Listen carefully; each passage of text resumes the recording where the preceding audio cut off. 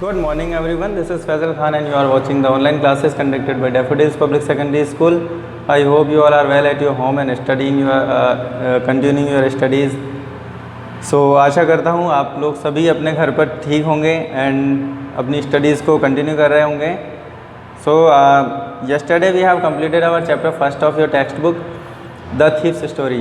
जो thieves story हमारा first chapter था वो हमने कल कंप्लीट कर लिया था और उसके क्वेश्चन एंड आंसर्स जो रिमेनिंग है वो आपको पीडीएफ फॉर्म में अवेलेबल करा दिए जाएंगे. सो उनको फिर आपको राइट करना है नोटबुक में और उनको लर्न करना है. Okay. And today we are starting with the chapter second of your textbook भोली.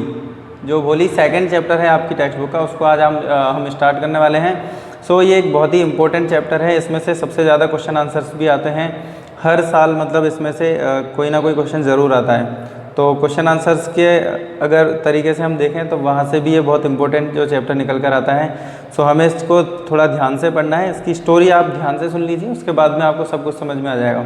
और इसमें से क्वेश्चन आंसर्स हर साल कंपलसरी आते ही आते हैं. सो ये क्वेश्चन आंसर्स के तरीके से भी बहुत ज़्यादा इंपॉर्टेंट होता है. सो इसको थोड़ा ध्यान से देखना है.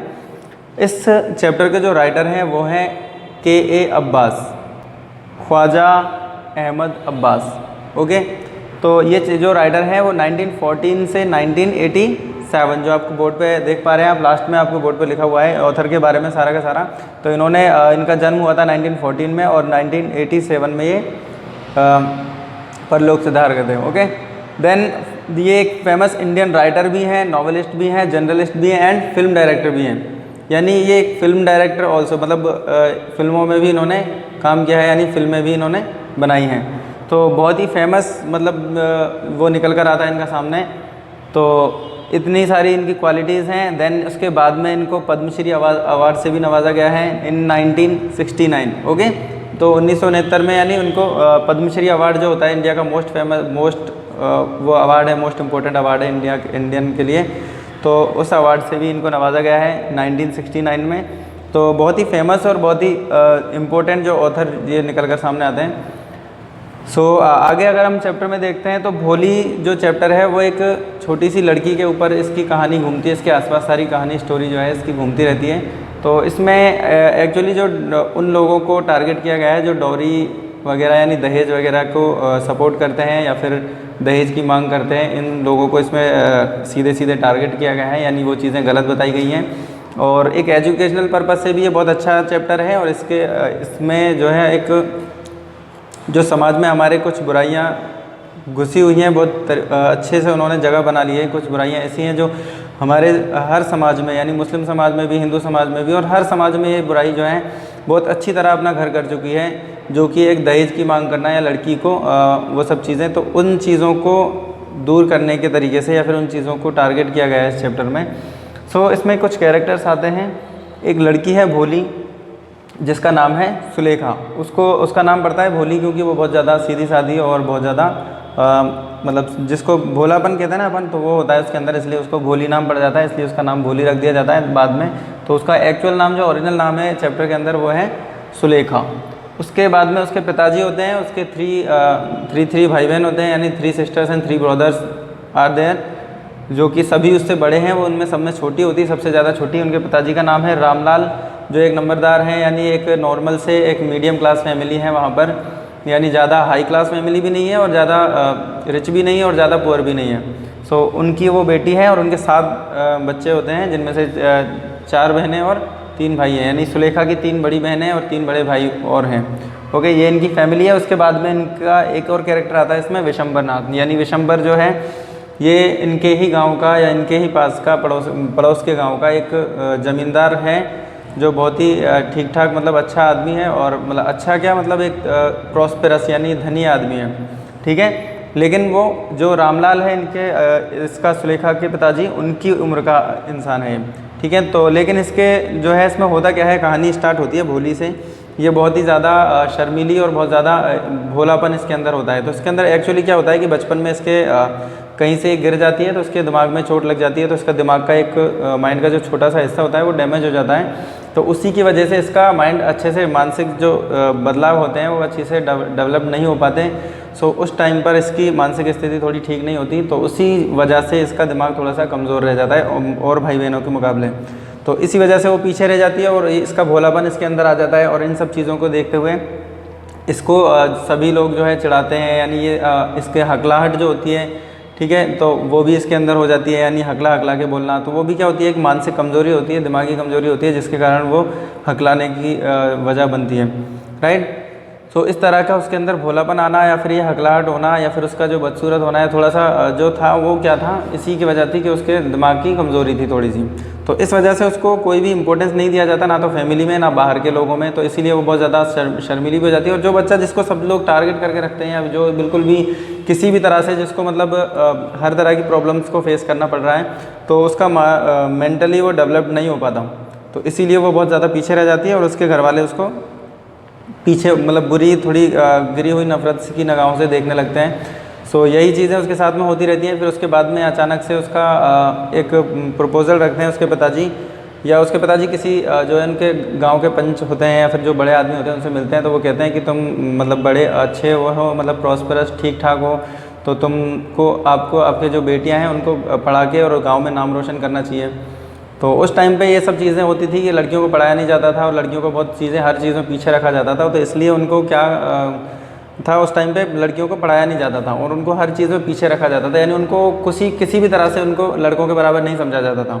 तो इस तरह से उसके जो गांव के जो पंच होते हैं या गांव के सरपंच होते हैं वो उनको सलाह देते हैं कि तुम अपनी बेटियों को पढ़ा के और गाँव में एक एग्ज़ाम्पल फिट कर सकते हो कि ये जो देखो मैंने अपनी बेटियों को पढ़ाया और इतना अच्छा होता है पढ़ाना, ये सब चीज़ें, तो तुम एक समझदार इंसान हो इसलिए अपनी बेटियों को पढ़ाओ। तो फिर वो जो घर जाके अपनी वाइफ से पूछता है कि अपन को अपनी बेटियों को पढ़ा देना चाहिए या फिर कुछ करना चाहिए। तो उसकी वाइफ बोलती है कि बड़ी बेटियों को तो अपन पढ़ा ही नहीं सकते, एक ही तो उनमें से शादी हो चुकी होती है शायद और 2 की इंगेजमेंट भी हो चुकी होती है। तो आई थिंक तो वो सब चीज़ें चैप्टर में आएंगी।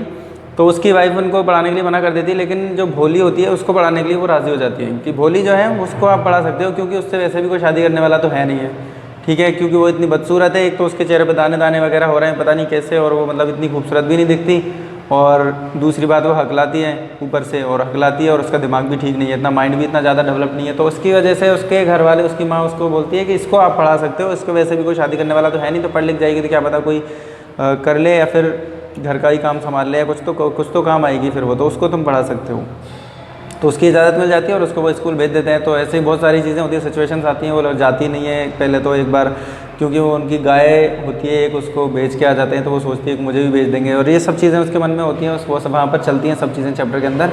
फिर लास्ट में फाइनली वो उसको स्कूल छोड़ के आ जाते हैं और स्कूल में उसकी टीचर जो है उसको बहुत अच्छी लगती है, और उसकी टीचर जो है उसको इनकरेज करते हैं कि तुम बहुत आगे बढ़ सकती हो, लड़कों की तरह तुम भी पढ़ सकती हो, और तुम अगर बुक्स को रीड करो, लर्न करो, तुम एक बुक पढ़ो तो तुम इसको पूरी लर्न कर सकती हो, इतना अच्छा आगे से ये हो सकता है। तो उसको वो चीज़ें सब अच्छी लगने लग जाती हैं। और सुलेखा जो है भोली जिसका नाम होता है, वो भोली नहीं रहती बल्कि सुलेखा बन जाती है। मीन्स वो उसका भोलापन जो होता है, सारा जो नासमझी होती है, जो हकलाहटपन होता है, वो सब चीज़ें एजुकेशन होने की वजह से उसकी सारी दूर होती चली जाती है, यानी उसको बहुत ज़्यादा समझदार होती चली जाती है। आखिरकार उसके फिर एक प्रपोज़ल आता है उसके घर पे। इन सब चीज़ों का तब तक उनके घर वालों को या किसी को भी पता नहीं चलता कि वो समझदार हो चुकी है, एजुकेटेड हो चुकी है। फिर उसके बाद में ये सब चल ही रहा होता है कि उसके पिताजी के पास में उसके जो पास का कोई ज़मींदार होता है, उसका प्रपोज़ल आता है कि मुझे शादी करनी है आपकी लड़की से, यानी भोली से वो शादी करने का प्रपोज़ल रखता है। बट वो जो है बहुत ज़्यादा एज्ड होता है, यानी रामलाल जो होता है उसी की एज का ये विशंबरनाथ जो है, विशंबर जो है रामलाल की एज का होता है, लेकिन वो कहता है कि तुम्हारी छोटी छोटी बेटी से मैं शादी कर लूँगा। तो वो पता नहीं क्या दहेज के लालच में या कुछ करने के चक्कर में, वो उसको जानता तो है नहीं है, दूसरे गांव का होता है, तो वो उसमें रिश्ता आ जाता है आखिर में। तो उसने उसको देखी नहीं होती है कि वो बदसूरत दिखती है या हकलाती भी है, ये सब चीज़ें उसको पता नहीं होती हैं, या फिर पता होती भी हैं तो उसकी क्या चाल होती है या क्या उसका एम था, वो सब इसमें नहीं बताया गया है। लेकिन फिर भी उसका शायद कुछ ऐसा ही होगा कि मैं बाद में उनको बता के और उससे दहेज की मांग करूँगा। तो इस तरह से वो उसका रिश्ता लेके आता है और वो कर देते हैं। बहुत सारा ज़्यादा डिस्कशन उनके बीच में चलता है, फिर उसके बाद में आखिरकार उसका रिश्ता हो जाता है। और रिश्ता होने के बाद में उसकी जब शादी का दिन आता है तो विदाउट डॉरी के वो शादी करने की बात करता है। जो विशंबर होता है वो कहता है कि आप मुझे कोई दहेज वहेज मत देना, मैं ऐसे ही शादी करने के लिए तैयार हूँ। फिर उसके बाद में जब उसकी शादी हो रही होती है तो शादी के दिन जैसे ही वो वरमाला होती है, अपन जो गार्लैंड डालते हैं फूलों की माला, तो उसको डाल रहा होता है तो उसका घूंघट जैसे ऊपर होता है भोली का, तो उसका चेहरा उसको दिख जाता है। तो वो शायद नाटक करता है, उसको पहले से पता होता है कि बदसूरत है, लेकिन उसको पूरा का पूरा खेल रचना होता है, इसलिए वो क्या करता है, उसका जैसे ही चेहरा दिखता है या चेहरा देख लेता है तो फिर वो बोलता है कि ये तो बहुत ज़्यादा बदसूरत है, इससे तो मैं शादी कैसे कर सकता हूँ। ये मैं तो इतना अमीर हूँ, मैं ठीक हूँ, और ऐसे ऐसे इसको तो ये तो बिल्कुल ही मेरे लायक ही नहीं है, ये तो बिल्कुल ही बदसूरत है, इसके तो चेहरे पे दाने दाने हो रहे हैं ऐसे वैसे, और ये तो हकलाती हो रहे हैं। तो फिर बाद में वो वहीं से उसको शादी के लिए इनकार कर देता है और फिर बोलता है कि तो फिर उसके पिताजी जो होते हैं रामलाल, जो भोली के पिताजी होते हैं, तो वो घबरा जाते हैं अचानक से, और फिर उसके बाद में उससे बोलते हैं कि तुम जो मांगोगे वो मैं दूंगा, लेकिन प्लीज़ मेरी ऐसे बेइज्जती मत करके जाओ, यहाँ पर सबके सामने बेइज्जती हो जाएगी अगर तुम ऐसे छोड़ के चले गए तो फिर उससे वो बातचीत करते हैं। फिर वो बातचीत में वो कहता है कि मुझे 5,000 डॉरी चाहिए, मतलब 5,000 रुपये का दहेज मांगता है वो, आई थिंक 5,000 के आसपास। तो वो दहेज की मांग करता है। तो फिर उसके पिताजी जैसे तैसे करके पहले तो मना करते हैं, फिर उसको मान जाते हैं कि मैं तुम्हें दहेज देने के लिए तैयार हूँ। फिर उसके बाद में भोली को ये सब चीज़ें पता चलती हैं कि उसने दहेज मांगा है, और दहेज की मांग करके जब दहेज की मांग पूरी हो गई है तब मेरी शादी की जा रही है। तो भोली को गुस्सा आ जाता है और गुस्से में वो अपना घूंघट उठा के और सबके सामने तमाशा खड़ा कर देती है। वो बिना रुके बिना हकलाए इतना कुछ बोल देती है कि सबके सब देख के आश्चर्यचकित हो जाते हैं कि ये भोली ही है या फिर कोई और है, कोई और बोल रहा है। ये तो बिल्कुल भी हकला नहीं रही है, एक वर्ड भी इनको हकला नहीं रही है। बहुत सारी चीज़ें कही उन्होंने, उसने मतलब उसको बहुत सारा कहा कि मैं ऐसे इंसान से शादी कभी नहीं कर सकती जो दहेज की मांग करता है, और ये सब चीज़ें बहुत कुछ सुनाती हैं और शादी के लिए इनकार कर देती है, मना कर देती है। सब देखते हैं, उसके माँ बाप भी देखते हैं, उसके भाई बहन सब देख के हैरान रह जाते हैं कि भोली इतना कैसे मतलब बोल सकती है, इतना लगातार बिना रुके तो हकलाती थी, इसका तो मतलब इसमें इतना कॉन्फिडेंस कैसे आ गया।